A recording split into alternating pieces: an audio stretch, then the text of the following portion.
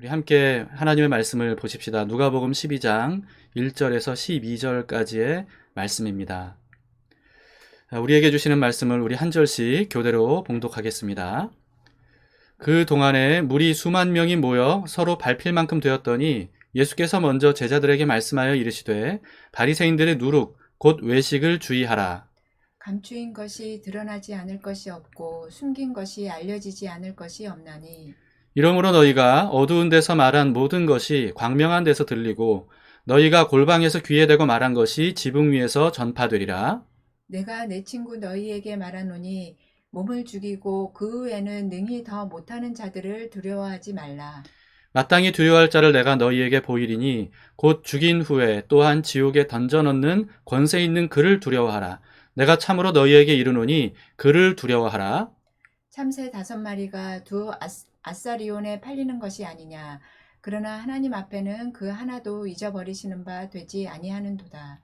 너희에게는 심지어 머리털까지도 다 세신 바 되었나니 두려워하지 말라. 너희는 많은 참새보다 더 귀하니라.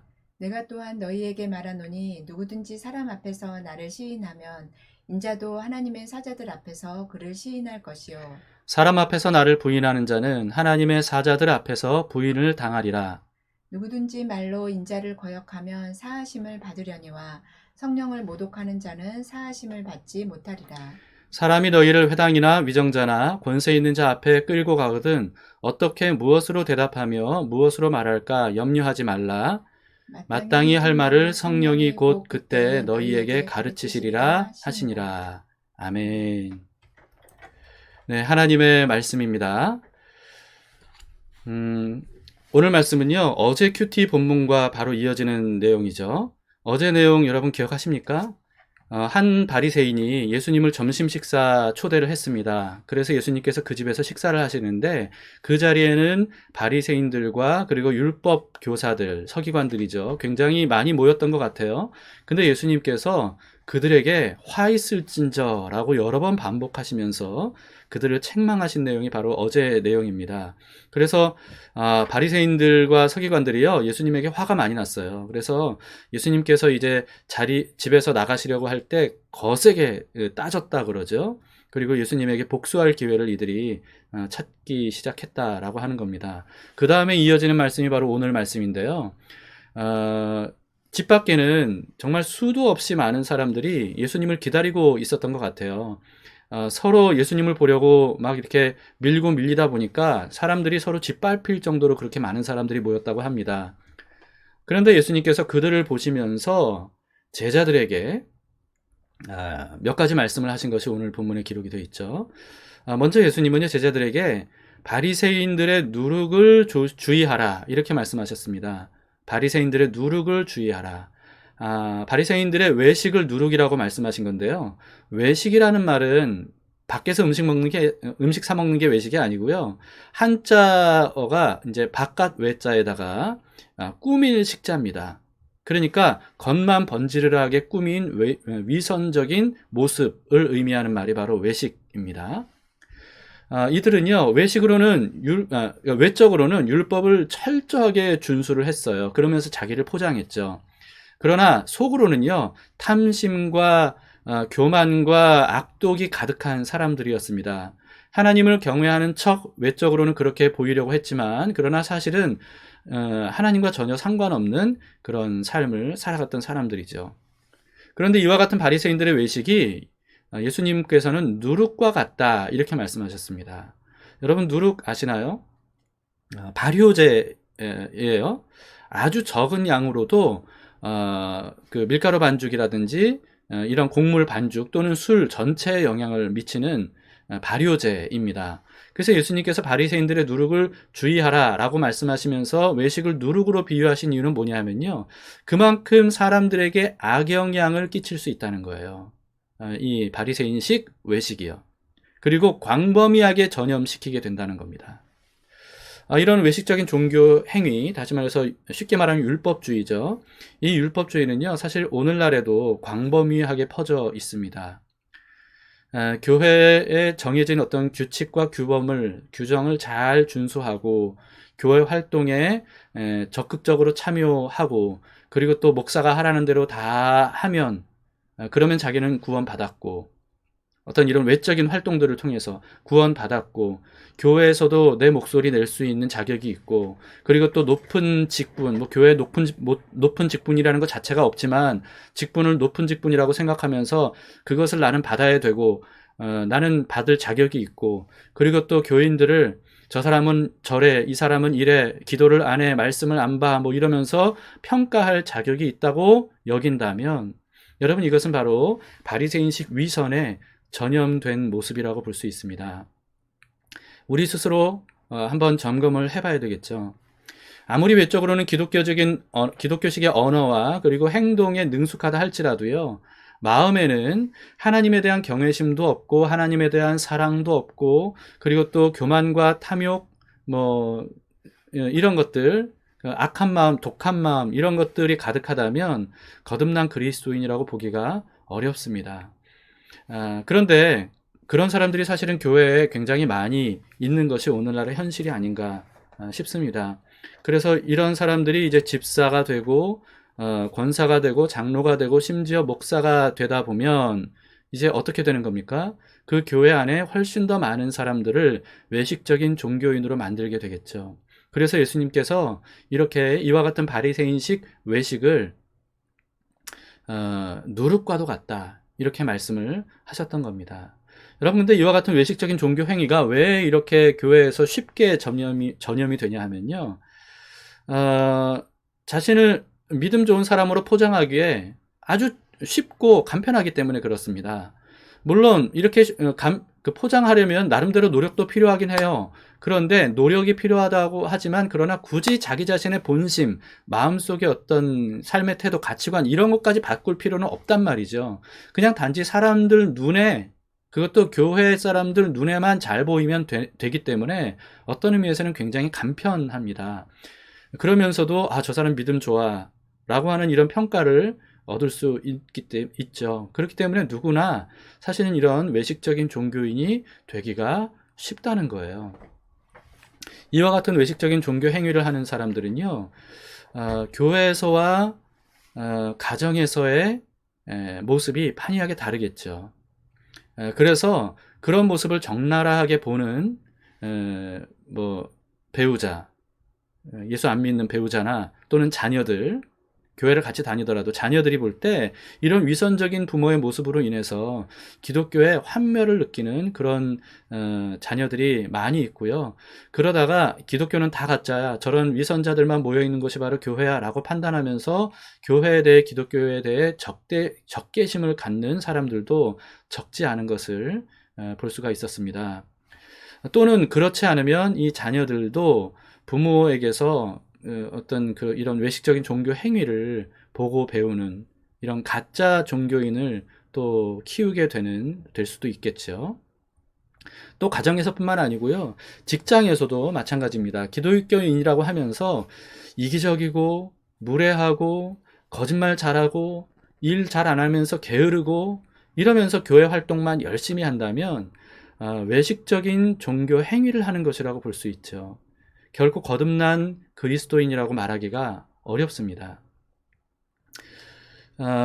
그래서요, 예수님께서 바리새인과 서기관에게 책망하신 그대로죠.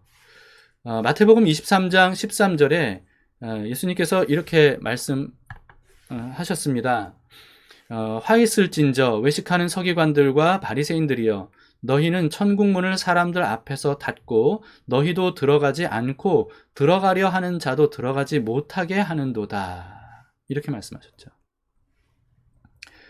자, 여러분, 그래서요, 자기뿐만 아니고 다른 사람들도 구원 받지 못하게 가로막는 기독교인들이 되어서는 안 되겠습니다.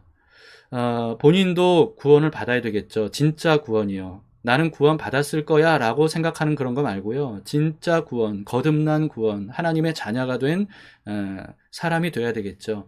그렇게 될 때 자연스럽게 다른 사람들도 구원의 자리로 이끌 수 있는 진짜 그리스도인이 될 수 있는 겁니다.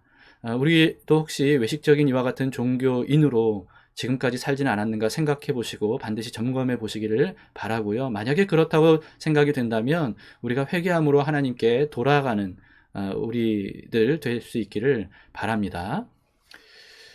예수님께서 몰려든 수많은 사람들을 보시면서 이 말씀을 하신 이유는요, 아마도 이렇게 엄청나게 많은 무리들이 이미 바리새인식 위선에 전염돼 있었거나 또는 앞으로 전염될 것을 주님께서 예고하신 것이라고 저는 생각합니다. 왜냐하면 이 많은 사람들이 후에는 어떻게 되냐면요, 예수님께 지금 환호하고 예수님 보고 싶고 예수님을 사랑하고 좋아하는 것처럼 이렇게 모였잖아요. 그러나 얼마 못 가서 바리새인들의 계략대로 예수님을 십자가에 못 박으라며 외치는 무리들로 바뀌게 됩니다. 그래서 아마도 그 무리들은요, 예수님께 환호하고 있었던 그때조차도 이미 위선적 종교인이었을지도 모르겠어요. 예수님께서 보여주신 놀라운 표적들에 놀랐습니다, 이들은. 그래서 예수님을 보고 싶었죠. 그리고 기존 랍비들과는 다른 굉장히 파격적인 예수님의 가르치심에 놀랐어요. 그리고 예수님이 자신의 소원을 그래서 들어줄 만한 분이구나, 메시아구나, 그리스도구나 이렇게 생각했죠. 뿐만 아니라 이스라엘을 독립시켜서 드디어 이방인들에게서 우리를 벗어나게 할 뿐만 아니라 다윗 왕같이 이스라엘을 강대하고 부강한 나라로 만들어줄 그런 분이겠구나라고 생각하면서 정치적인 메시아로 기대했다는 거예요. 여러분, 그런데 이런 자신들의 기대를 충족시켜주지 못하면, 그러면 이런 사람들은 돌변하게 되어 있습니다. 쉽게 원망하고 배신하고 적대시할 사람들로 돌변하기 쉬운 거죠.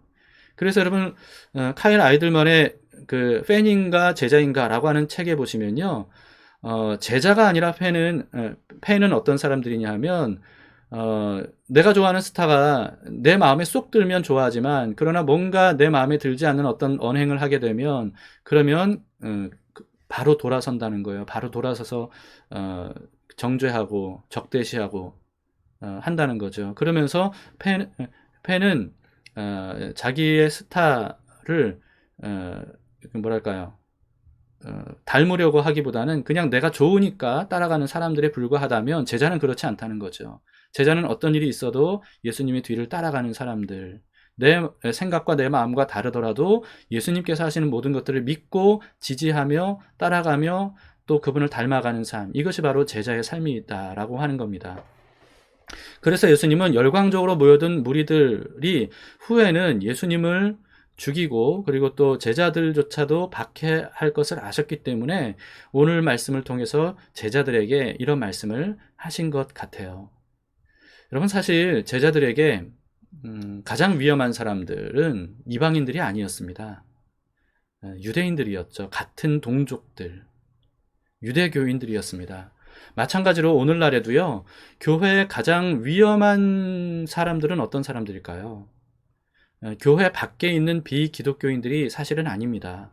왜냐하면 밖에 기독교인들이 아무리 교회를 박해한다고 하더라도 외부적인 박해 때문에 교회가 무너지지 않아요. 결코 무너지지 않습니다. 왜냐하면 하나님께서 교회에 함께 하시는 한 누구도 무엇도 교회를 무너뜨릴 수 없다는 것을 우리는 성경을 통해서도 알 수 있고, 그리고 기독교 역사를 통해서도 우리는 알 수가 있습니다.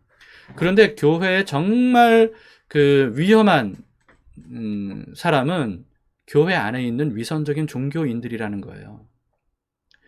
그래서 여러분, 그 내부적인 이 오염과 부패, 이것이야말로 교회를 무너뜨리는 가장 위험한 것이다 라고 하는 거죠. 성경의 구약의 남북 이스라엘의 패망의 역사만 봐도 우리는 쉽게 알 수 있지 않습니까? 여러분, 겉으로 보기에는 아수르와 바벨론이라고 하는 엄청난 제국들에 의해서 북이스라엘과 남유다가 멸망한 것처럼 우리는 보여요. 그러나 이것은 아수르와 바벨론이 너무 강해서 이스라엘이 망한 게 아니었습니다. 만약에 그랬다면 진작에 이스라엘은 망했어야 돼요. 근데 그게 아니라는 거죠.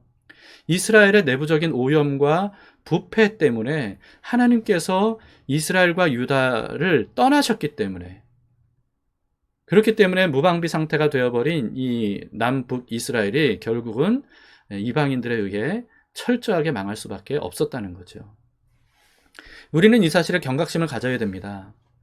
여러분, 자칭 기독교인이라 하는 사람들의 위선적인 종교 행위가 오늘날 교회를 얼마나 오염시키고 망가지게 했는지, 우리는 그 오늘날의 교회의 현실을 똑똑히 보고 인지해야 됩니다. 문제를 제대로 파악해야 답을 찾을 수가 있기 때문이죠. 혹시 우리에게는 그와 같은 모습이 없는가? 먼저 그것을 점검해 볼 때 우리는 오늘날 한국교회의 현실도 우리가 제대로 파악하고 볼 수 있을 거라고 생각이 됩니다. 예수님은 이어서 이렇게 말씀하셨습니다. 누가복음 12장 4절입니다. 내가 내 친구 너희에게 말하노니 몸을 죽이고 그 후에는 능히 더 못하는 자들을 두려워하지 말라. 이렇게 말씀하셨죠. 제자들에게 친구라고 말씀하신 것은 정말 감동적인 그런 부분입니다. 그런데 그 뒤에 이어지는 말씀이요. 몸을 죽이는 사람을 두려워하지 말라라고 하셨는데 이건 왜 이런 말씀하셨겠어요? 왜냐하면 제자들이 후에 결국은 박해를 당하다가 순교할 것을 예수님이 지금 예고하신 거라고 볼 수 있는 거겠죠. 그래서 예수님은 제자들에게 또 이렇게 말씀하셨습니다. 11절에 보시면요. 사람이 너희를 회당이나 위정자나 권세 있는 자 앞에 끌고 가거든 이렇게 말씀하셨죠. 네, 예수님께서 제자들에게 너희가 나를 따른다는 이유 하나만으로 끌려갈 거야. 박해당할 거야. 이렇게 말씀을 하신 겁니다. 그러나 예수님은요, 그런 자신들을 끌고 가는 사람들을 두려워하지 말라. 어떤 고난을 당해도, 어떤 죽음을 당해도 결국은 두려워하지 말라. 이렇게 말씀을 하십니다. 왜냐하면 몸만 죽일 뿐이라는 거죠. 예수님은 몸만 죽이는 사람들보다 더 두려워해야 될, 가장 두려워해야 할 대상은 따로 있다고 말씀을 하셨습니다. 오늘 본문의 5절 말씀인데요. 마땅히 두려워할 자를 내가 너희에게 보이리니 곧 죽인 후에 또한 지옥에 던져넣는 권세 있는 그를 두려워하라. 내가 참으로 너희를 이르노니 그를 두려워하라. 이렇게 말씀하셨습니다. 자, 예수님께서 말씀하신 그가 누굽니까? 하나님이시죠. 여러분 그렇다면 예수님은 제자들에게 하나님을 무서워해야 된다고 말씀하신 건가요?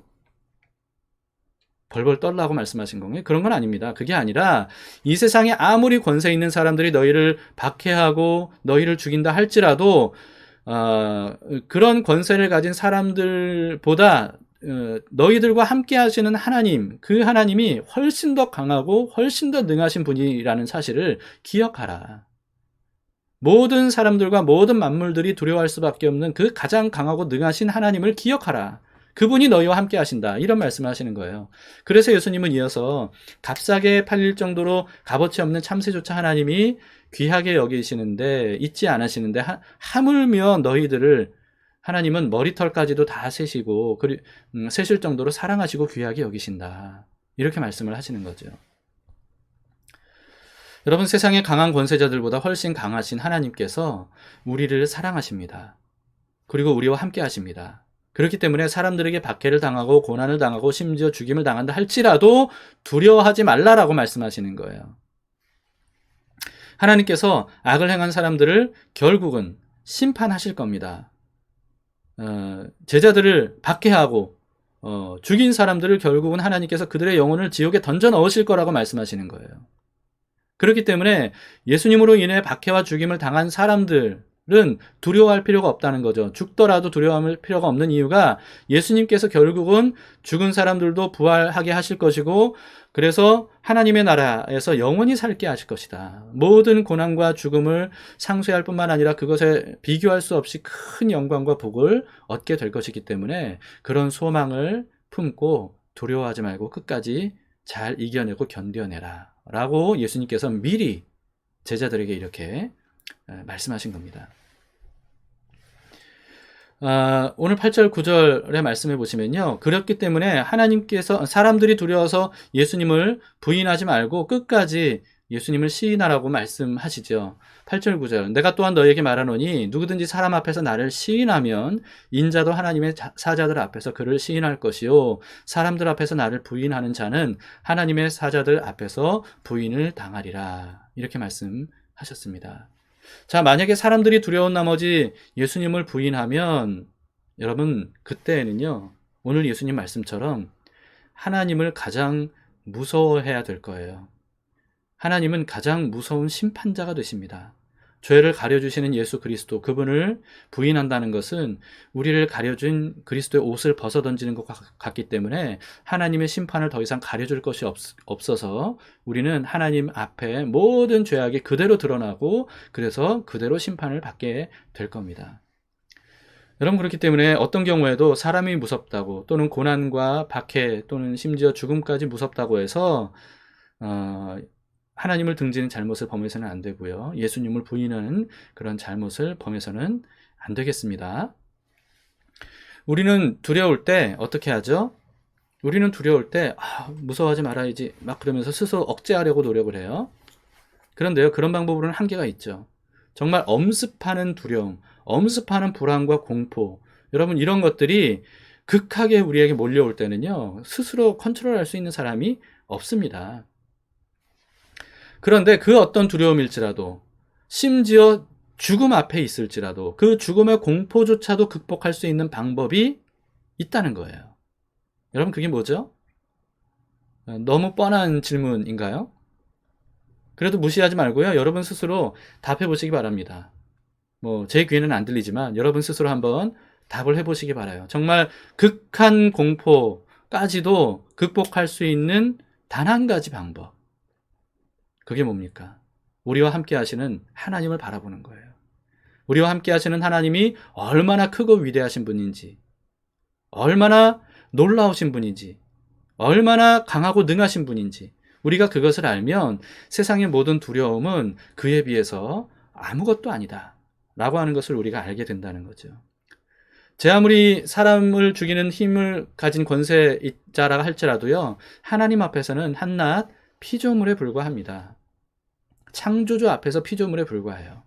여러분, 창조주와 피조물의 관계를 한번 생각해 보세요. 우리도 여러 가지를 이제 창의적으로 만들잖아요. 예를 들어서 그림을 생각해 봅시다, 여러분. 종이에 여러분들이 그림을 그렸다고 칩시다. 사자를 그렸다고 생각해 보세요. 종이에 사자를 그렸어요. 여러분들이 그린 사자, 여러분 자신에게 위협이 됩니까? 여러분이 그런 자기가 그린 사자를 무서워해 본 적이 있나요? 이번에는 이 사자를 훨씬 크게 그렸다고 생각해 보세요. 그리고 훨씬 실감나게 그렸다고 생각해 보세요. 여러분, 그러면 그 사자가 우리에게 위협이 됩니까? 전혀 아니죠. 자기가 그린 사자를 두려워할 사람이 없고 그런 사자가 그걸 그린 사람에게 위협이 될 수가 없습니다. 여러분, 하나님은 천지 만물을 창조하셨습니다. 하나님은 사람을 창조하셨습니다. 이 세상에 어떤 만물이 하나님에게 위협이 되겠어요? 하나님과 비길 수가 있겠습니까? 어떤 피조물이 창조주 하나님과 비길 수 있겠어요? 이게 말도 안 되는 거죠. 오늘날 인간은요, 인간의 능력을 과대평가합니다. 신의 영역까지 올라섰다고 자부해요. 그래서 더 이상 신이 없어도 된다는 식으로 하나님을 강하게 부정합니다.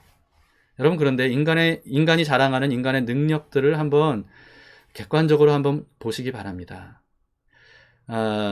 아무리 인간이 자신의 지혜와 능력을 자랑한다 하더라도 아직까지도요, 바다의 가장 깊은 곳까지 직접 내려가 본 사람이 없습니다. 수압을 감당할 수가 없기 때문에 그래요. 바다는 예나 지금이나 그 모습 그대로죠. 그런데 가만히 있는, 그냥 바다의 모습 그대로 있는 그 바다를 사람이 그냥 깊은 곳까지 내려갈 때, 여러분, 그 수압을 사람은 감당할 수조차 없다는 거예요. 욥기에서 하나님께서 이렇게 말씀하셨죠. 그래서 욥기 38장 16절입니다. 내가 바다의 샘에 들어갔었느냐? 깊은 물 밑으로 걸어 다녀 보았느냐? 여러분, 여기에 누가 네 라고 말할 수 있겠어요? 욥 이후에 수천 년이 지났습니다. 지금까지도 누구도 바닷물의 가장 깊은 곳까지 내려가 본 사람이 없습니다. 그런데 여러분, 하나님께는 이런 것이 아무것도 아니라는 겁니다. 또 여러분, 아직 인간은요, 태양계 밖으로 직접 날아가 본 적이 없어요. 무인 탐사선을 보내서 겨우 이제 태양계 밖까지 날아간다 그랬나요? 아무튼 그 정도 수준입니다. 그런데요, 태양계는 그렇게 해서 인간이 혹시나 정말 과학이 발달해서 우주선을 타고 태양계 밖으로 나갔다 할지라도 여러분 태양계는요 은하계의 수천억 분의 1에 불과하다고 합니다. 태양 같은 항성이 하나의 은하계에 뭐 셀 수 없이 많대요. 수천억 개가 된다고 해요. 심지어는요 200조 개까지 될 수 있다고 말하는 사람들도 있더라고요. 그리고요 그렇게 어마어마하게 큰 은하계가요 우주에는 관측된 것만 해도 수천억 개래요. 그러니 여러분 우리 은하계는 전체 우주의 수천억 분의 1일 뿐이고요. 그리고 우리 태양계는요 우리 은하계의 수천억 분의 1에 불과한 거예요. 우주는 우주 그대로 있는데 사람이 최첨단 과학기술을 자랑하면서 총동원해도 지구 대기권 밖으로 나가는 것조차 극히 어렵고 위험한 일입니다. 인간이 우주를 감당하기 어려워요. 감당할 수가 없습니다. 하나님께서 욥에게 그래서 이렇게 말씀을 하셨습니다. 네가 묘성을 매어 묶을 수 있으며 삼성의 띠를 풀 수 있겠느냐? 너는 별자리들을 각각 제때에 이끌어낼 수 있으며 북두성을 다른 별들에게로 이끌어갈 수 있겠느냐? 여러분 어느 누가 이렇게 할 수 있습니까? 아무도 할 수 없어요. 이렇게 하기는커녕 거기에 가는 것조차 불가능하죠. 그런데 여러분 하나님께는 전혀 어려운 일이 아니라는 겁니다. 이사야 선지자는 이렇게 말했습니다.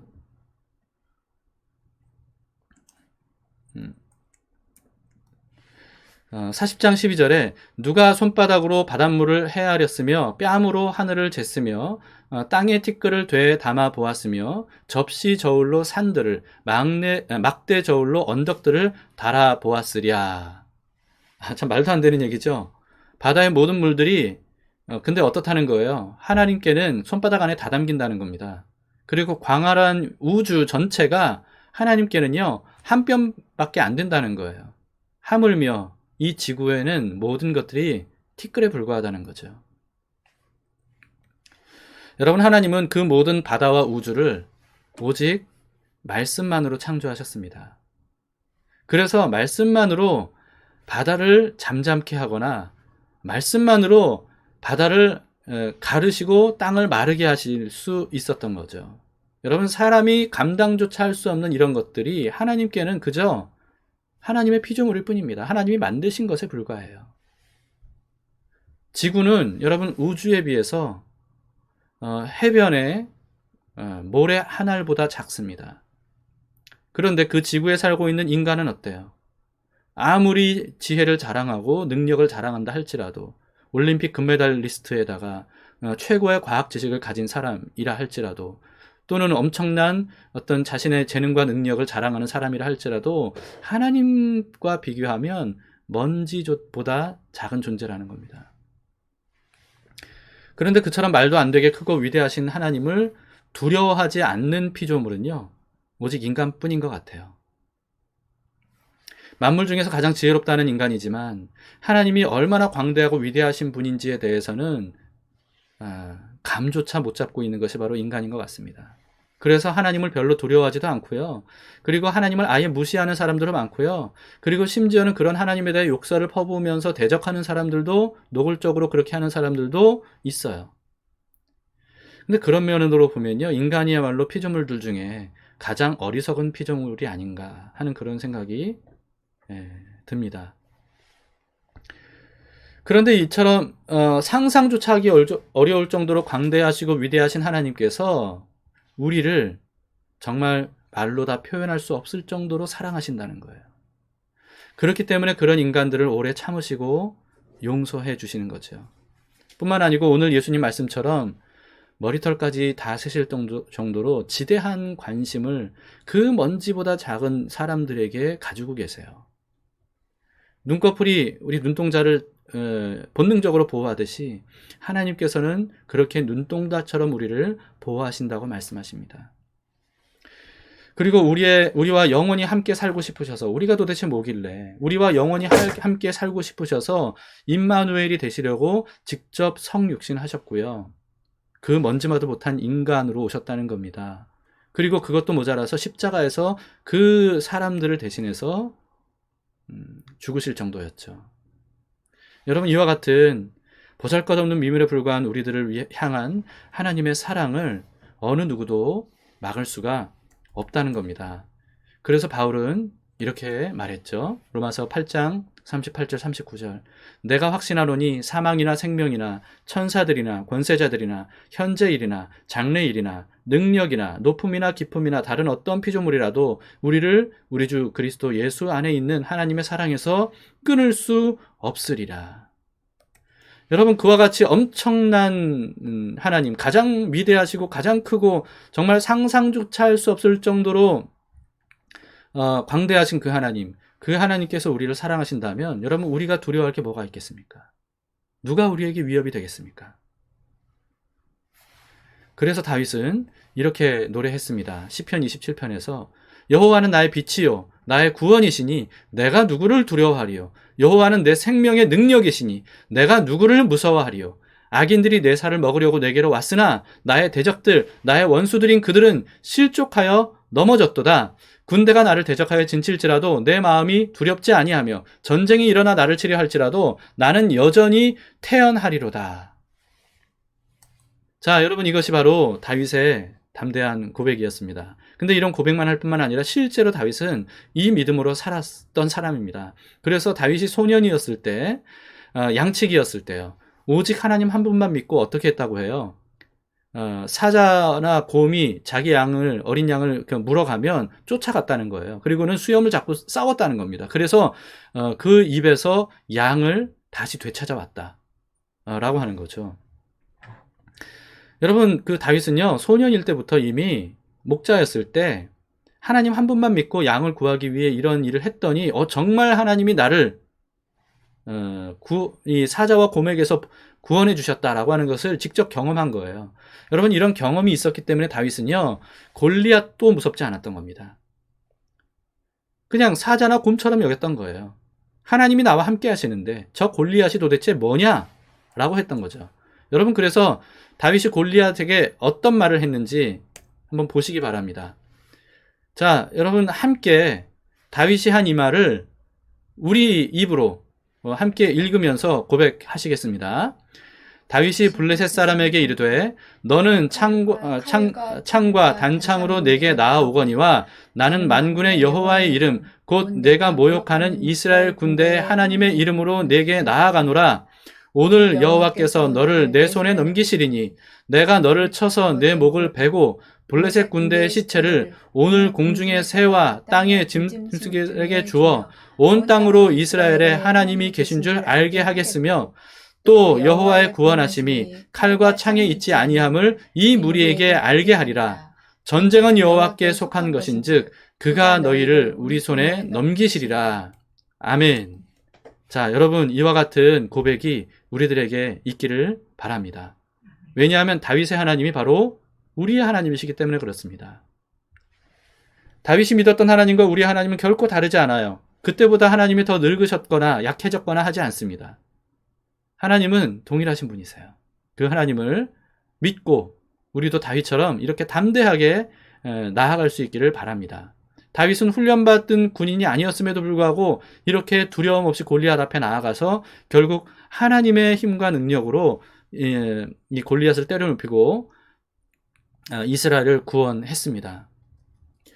여러분, 그렇게 할 수 있었던 이유는 다윗은 하나님이 얼마나 위대한 분인지를 늘 바라봤어요.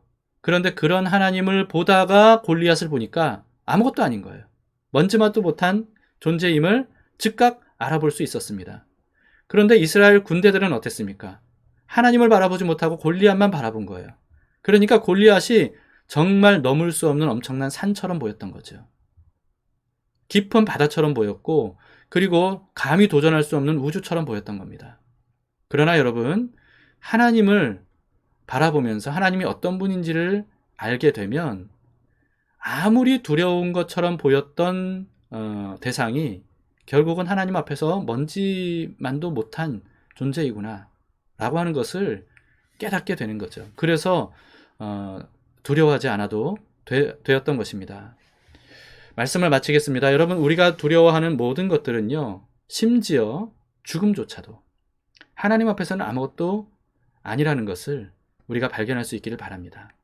하나님은 그 모든 것으로부터 우리를 구원해 주실 거예요. 그렇기 때문에 우리가 어떤 일을 당한다 할지라도 하나님을 통해 그 일들을 보시기 바랍니다. 어떤 나를 위협하는 사람이 있다 할지라도 하나님을 거쳐서 그 사람을 보시길 바라요. 그럴 때 우리는 어떤 두려움도 할 수 있는 시선을 갖게 될 겁니다. 가장 두려워야 할 하나님을 우리가 항상 바라봄으로써 믿음으로 이 만만치 않은 삶을 우리가 담대하게 맞서 나아가며 살아갈 수 있기를 주님의 이름으로 축복합니다.